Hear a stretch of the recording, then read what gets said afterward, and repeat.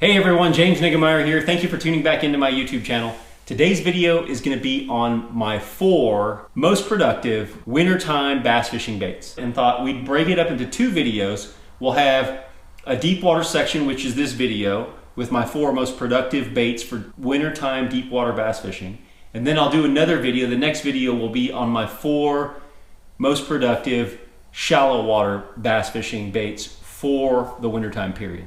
So with that, let's get right into it. When I refer to deep water, I'm talking about water deeper than 10 feet. Now, wherever you are in the country, some guys might actually consider 10 feet still somewhat shallow, and I understand that and I can hear where you're coming from, but for the intents and purposes of this video, I'm talking 10 feet and deeper. What I'm gonna classify in this video as deep water.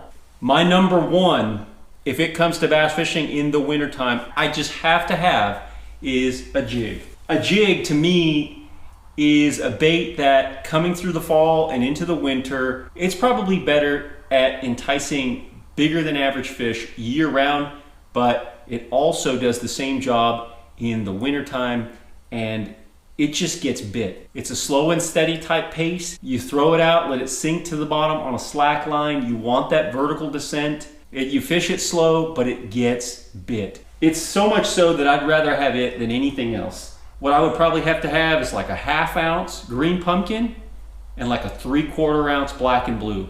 And there's 2 types of trailers. I definitely like a rage craw type trailer where it has the swimming appendages like this, but I also like your more traditional chunk style trailer. There are times when that chunk style trailer just falling over, it doesn't have a lot of action. In my opinion, imitates the metabolism or the way things move in that colder water period better than just about anything. Now, sometimes that swimming action slows that jig down.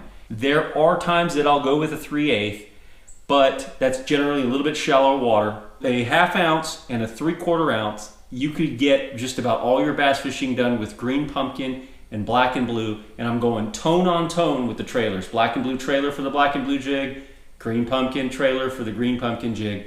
And this jig is the DB structure jig, and this jig is the Hack Attack fluorocarbon jig, both produced by Strike King, and then that's the Strike King Chunk Senior, the larger size. I gotta tell you, there's something about that kind of lazy action that the chunk produces big fish. Now, it catches them year round, but in the wintertime, I really feel like when the water's at its coldest, this is the go-to.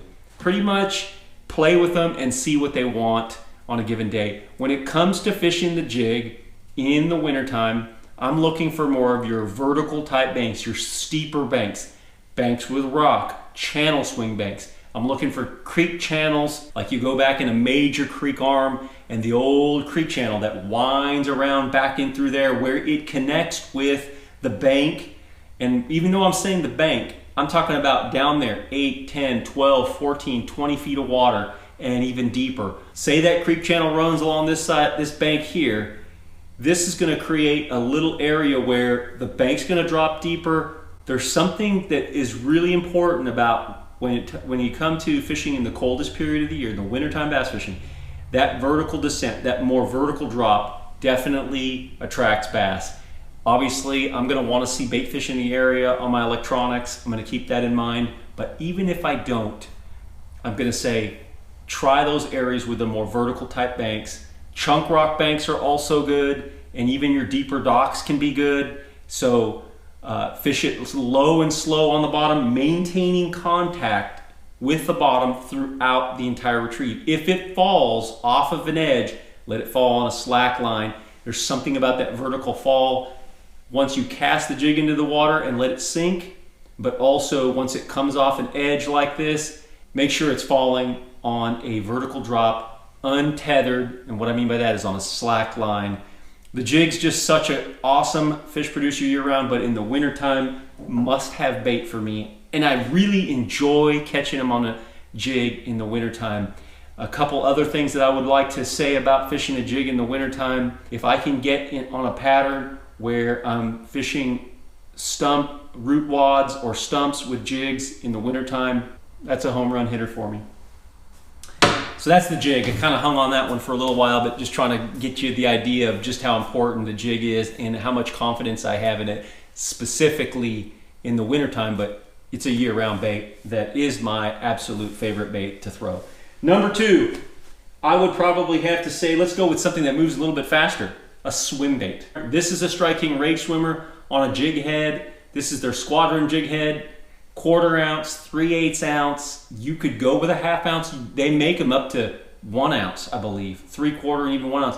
But I like to throw them on a little bit lighter line. When I mean lighter line, like 12 or 14 to 16 pound test, depending upon how much cover's in the water. But I'm fishing this guy on offshore humps and points and areas where I'm graphing bait with my Lowrance electronics. So definitely the swim bait is a catcher. And what I'll do with this guy is I'll throw it out there, let it sink all the way to the bottom, and then I'm just slow rolling. I'm just winding it slow, and I'm being mindful that every once in a while I'll stop and make sure that, because what's gonna happen is, let's say you throw it out on a point, you start winding it, it's gonna leave the bottom.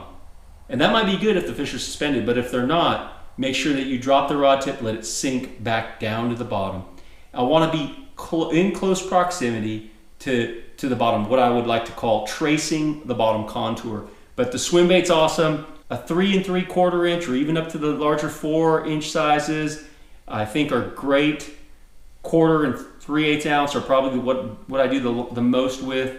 White is an awesome one, imitates the bait fish. Your natural, more like KVD Magic. And this is Green Gizzard. This is a smaller one. This is the 3 1/4 inch. But you know, some of your shad patterns, your bait fish patterns, your natural colors, and swimming them down there on the jig head is really a great way to catch them, and you can get some big bites doing it too. So, and you could cover water with it. Throw it out, let it sink to the bottom, and you just wind it along, again, tracing the bottom, letting it stay low and contacting the cover down there, contacting the rock, contacting the bottom. I don't want it, you know, swimming up 5, 6 feet up off the bottom. If I do, I'm dropping it, giving it some slack, and letting it descend back down to the bottom. Generally, those fish are going to be relating to the bottom cover, and if there's rock, that's even better.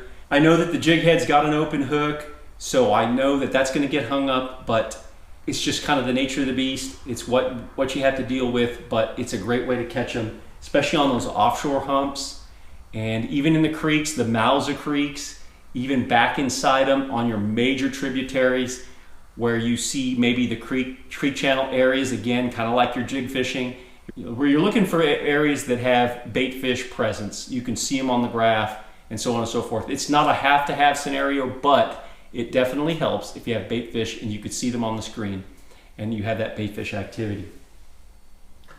Another bait that I only throw in the wintertime, and I mean I only throw in the wintertime, is a jigging spoon. I mean, I take that back. Sometimes if you see breaking fish, what I mean by breaking fish, fish busting bait at other times of the year, a jigging spoon can work really well, but just your 1/2 and your 3/4 ounce chrome or gold jigging spoons work really well. Strike King's got a new one that I really haven't had much experience with or had time to really play with. It's Mark Rose Little Ledge Spoon, I believe is what it's called. I've heard a lot of guys have had great success with it. It's a hot one from what I understand. They're hard to find, but it's the Mark Rose Little Ledge Spoon, and it's got a swivel built into it. So, you know, what happens with spoons, it's sashaying and wobbling and falling like that and rocking back and forth, and your line will get twisted up a lot. So a swivel is important, and so Mark Rose has incorporated that. Actually, Strike King has incorporated that swivel right into it right there. So I'm just being transparent with you guys. I haven't had much experience with it, haven't even caught a fish with it yet, but I haven't fished it much at all, and I'm going to be using that, going to be playing with that one. But your jigging style spoons, 1/2 ounce, 3/4 ounce, can be great this time of year. One of the ways that I fish it is I'll be looking with my Lowrance electronics and looking for the presence of bait on the graph. And then once I do that, I'm jumping up on my trolling motor and I'm looking around on the bow of the boat. And then when I see balls of bait with arches underneath it, I'm dropping it straight down. I'm just hitting the button and dropping it straight down, and I'm ripping it up and letting it fall. I'm following that slack as it falls though, but it's on the bottom. I rip it up off the bottom and then it falls back to the bottom. Rip it up off the bottom and then falls back to the bottom. I'm not even turning my handle. I'm just yo-yoing it. Same section of line that I'm fishing. I'm trying to get a reaction strike from those fish that are relating to the bait fish in the area, and it's a rip it up and let it fall back to the bottom. Rip it up, let it fall back to the bottom. And it's that quick fall that draws a reaction strike, makes those fish think that this is a dying bait fish falling out of the school, and it draws reaction strikes. It's just a great way to catch them, specifically in the wintertime when I'm fishing deep. A spoon does get them. So lastly is a must-have technique. It's something everyone should have year-round, but in the wintertime it flat whacks them, and that is a drop shot. Surprise, surprise, right?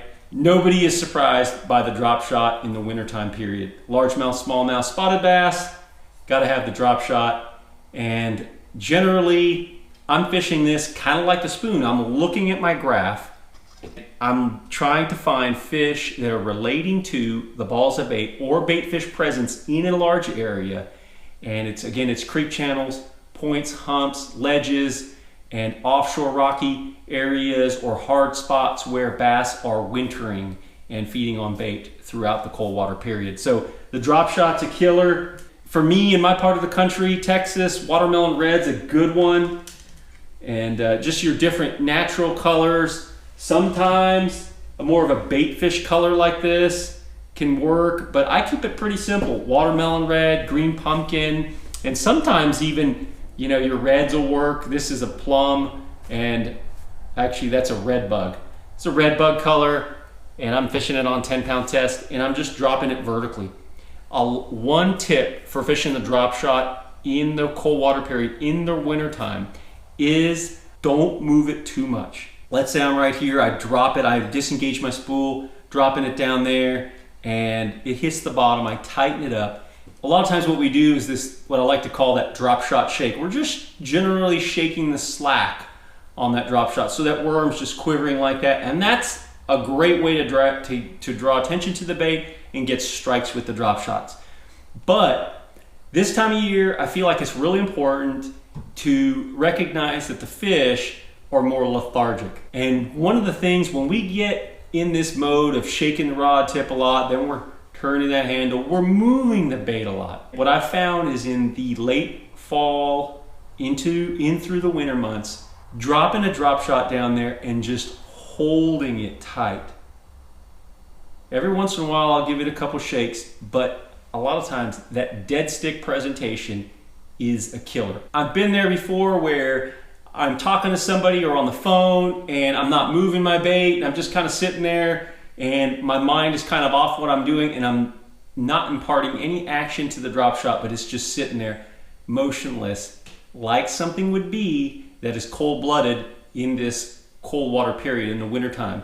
So I'm just sitting there and all of a sudden the rod loads up and a fish has got it. So you can give it too much action. You can actually overdo it in the winter. So keep that in mind. Sometimes you can overdo the action, and sometimes if you're not getting a bite on the drop shot, just dead stick it. And all of a sudden you'll feel that rod tip start to load up and the fish has got it. So the drop shot is a killer, obviously year round, all the time, anywhere in the country, but it really does whack them in the wintertime as well. These four baits are the ones that are the most productive for me when it comes to wintertime bass fishing in deeper water.